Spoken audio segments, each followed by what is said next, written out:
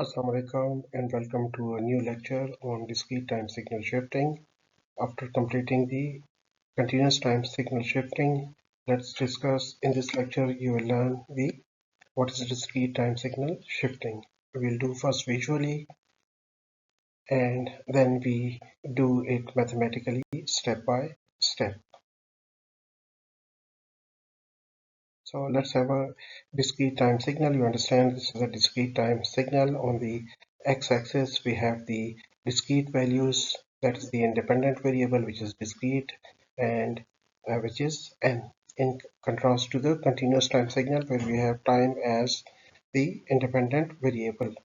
So you can easily spot that at n equals to 0 the signal has 0 value, at n equals to 1 it has value of 1, at 2 at 3, and afterwards it is 0. Similarly, after the n equals to minus 3 towards infinity it is also 0. So you understand this is a discrete time signal. So let's using this signal as the original signal we will do the uh, time shift, right, that is to the left side and to the right side, and see how the signal looks like. So you see this is the original signal as discussed on the previous slide. This is its time shifted signal, which is 4 units shifted. So you can easily spot that at previously at n equals to 0 we have the value of 0. Now the value of 0 is at 0. So this one previously was on minus 3 index. Now it comes to plus 1 index because we have shifted this signal 4 samples to the right. Okay, previously at minus 2 we had value of 2. Now we have this value at 2, and similarly the value that was at 0, now this is at 4. Similarly the value at 1, now it is at 5. The value at index 2, which is 2, is now at index 6, and similarly the value at 3 is now on the index of 7. So that means you can easily spot that we have just shifted this whole signal to the right side. And how many samples? 4 samples. Hopefully this gives you the idea. So let's take the same original signal and shift the signal by 4 units to the left. So again you can easily spot that originally this signal was at 3. Okay, so if we shift it 4 units, now this value which is 3 is on minus 1 and so on. So you understand previously the signal existed from signal had non-zero value from minus 3 up to 3. Now this signal has non-zero values from minus 7 up to plus 1. So you see as if this has been shifted to the left. So shown here is this one. So next we discuss about the mathematical treatment of this time shifting or mathematical procedure or the representation. So mathematically we write a discrete time signal. You understand a discrete time signal exists only at integer values. So signals are represented as x of n. So if you see the square bracket and n inside, that means this is a discrete time signal.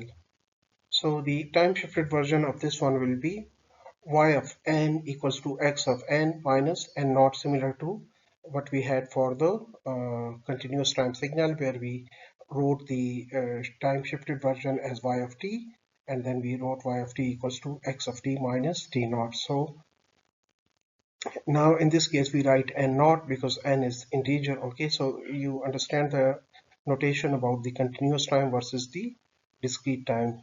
Okay, so if n naught is greater than 0, or in other words we say if n naught is positive, then we see the signal will shift to the right, and if n naught is negative, then the signal will shift to the left. So this is the general equation for the shift operation. Okay, now let's take the same example, that the signal x of n.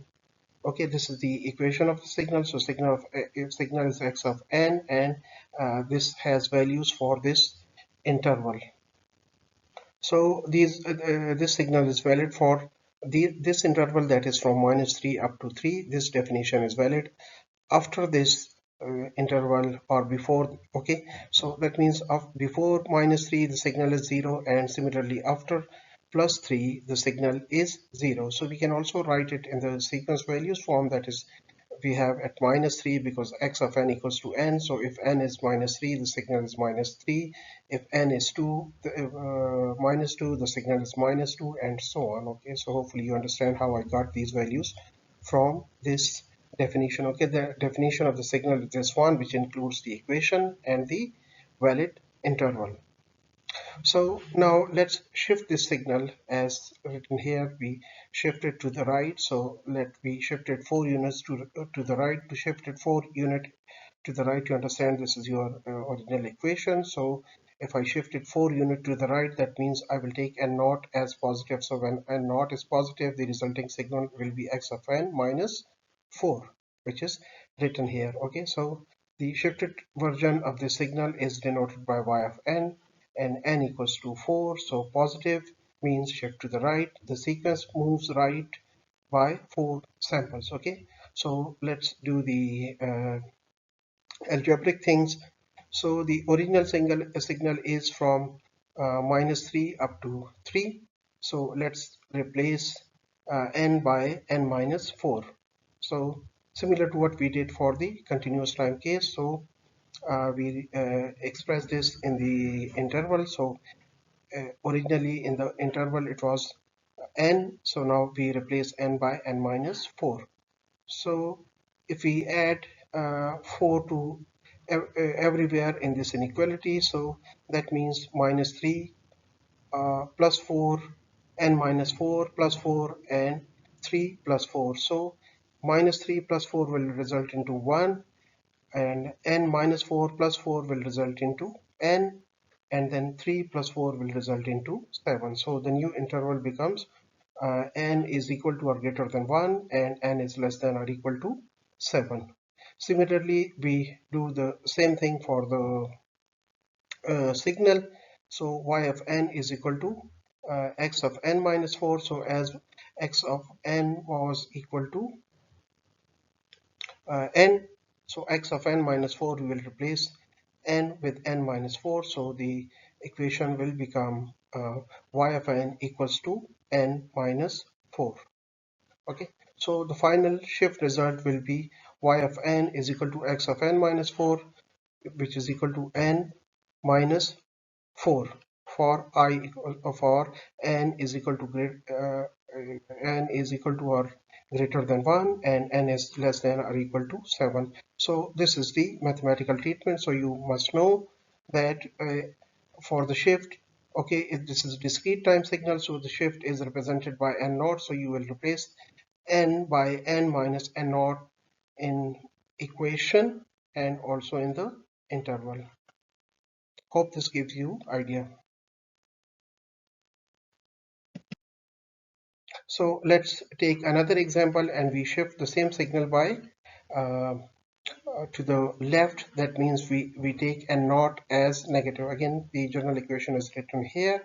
So again, I take the same signal. So this is the definition of original signal that contains equation and the valid interval, and again the same sequence. So if I replace if I write n naught is -4, so I will write y of n equals to x of n minus -4. Okay, so this minus and this minus becomes plus. So y of n is equal to x of n plus 4.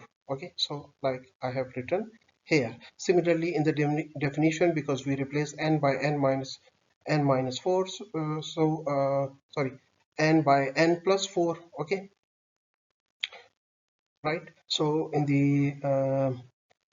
this what is that called as the limit. Okay, so in limit we also replace this, and also in the signal definition. So for the limit we replace, okay, originally it is n, so n is replaced by n plus 4. Similarly, in the original equation it is n, so n is replaced by n plus 4. So let's do for first algebraic here in the interval. So in the interval I replace n by n plus 4. So I replace here. So you understand -3, and then we have n plus 4. is less than or equal to 3. So let's subtract minus 4 from all these. So minus 3 minus 4, then n plus 4 minus 4, and then 3 minus 4. So on simplification, this will become minus 3 minus 4 is minus 7, and similarly plus 4 minus 4 cancels, and again 3 minus 4 is minus 1. So the valid interval becomes this one, and similarly your resulting signal, which is denoted by y of n, and y of n is the shifted version of x of n, is has this one equation. So we write y of n equals to n plus 4 for the valid interval of n is equal to or greater than minus 7 and n is equal to or less than minus 1. So this results into the shifted left expression. You understand why shifted left, because n naught is less than 0, and what is n naught? N naught in this particular case is minus 4. So minus 4 is less than 0, so that means it will shift, and because this is minus 4, so it will shift to the left by 4 units or 4 samples. So that's all from for today's lecture. In this lecture, you learned discrete time signal shifting, and the general equation for the discrete time signal shifting is that you write y of n, which is the shifted version of the signal x of n, and we write y of n is equal to x of n minus n naught.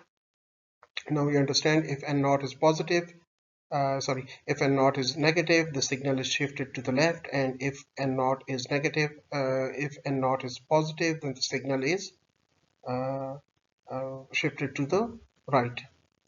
So you learn shift left and shift right mathematically as well as graphically. So you understand in case of mathematics, we do the because there are two things in the signal. One is its equation and one is its valid interval. So you modify both the signal equation and the valid interval. Okay, so for example, if we talk about shift n naught is negative, for example, if n naught is equal to say minus 5, so in that case signal will be shifted minus 5 units to the left. Similarly, if n naught is say 6, so in that case the signal will be shifted 6 units to the right side. And you understand mathematically, we have the equation, so you replace both n by n naught, n by n minus n naught in equation and also in the interval. So I hope that is clear to you how it is done.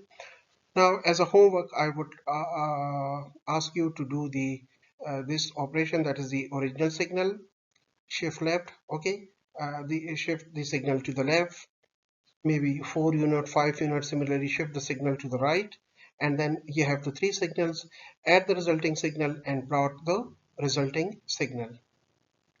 Okay, so original signal, say 5 unit shift left, 5 unit shift right, and then add the signal. So in this way your concept will become much more clear. You will understand, in addition to shifting and shifting, you also learn the addition, how you add the signals.